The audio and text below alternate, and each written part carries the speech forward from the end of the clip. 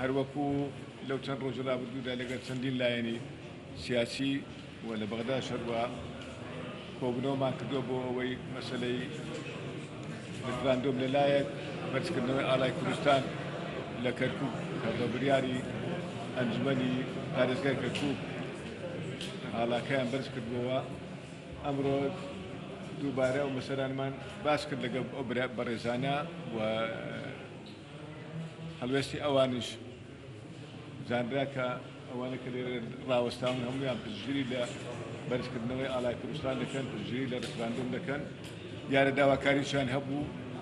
هەروەها ئاماژەیان بە زۆر مەسایلی پێشووتر کرد و چۆنیەتی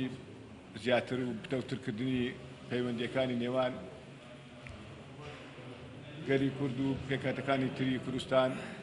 تایبەتی تورکمان برایانی بەڕێز تورکمان و هەمووشیان تاکیدیانەوەیان کردەوە کە بەرژەوەندیان لەوەدایە لەگەڵ کوردستان بوون، چونکە ئەگەر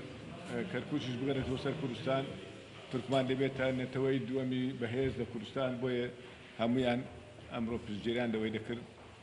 و لە دواییشدا ئاماژان بۆ کرد کە ئەو کۆمیتەیە پێک دێتن دوای ئەو کۆبوونەوانە هەموو ئەو لایەنانەی کە پشتگیر لە ڕفراندۆم دەکەن تادا بەژار بن بۆی ئەو پرۆسە بەڕێوە بن. ئێمە هیچ اعتراضەکەمان نییە لەسەر مەوزوع ئیستا بەو شەرتێکە ئێمەش یعنی لەو لوزانەیە کە تشکیل دەکرێتن ئەمەش بەشداری بکەین و بەنسبەتی عەلەمی کوردستان لە کەرکووک ئەمە دەزانین کەرکووک زۆر نەتەوەی ناوەیە تورکمانە کوردە عارەبە بەس خاکەکەی خاکێکی کوردستانە و لە مەسلحەتی تورکمان ئەوەیە کە کەرکووک بگەڕێتەوە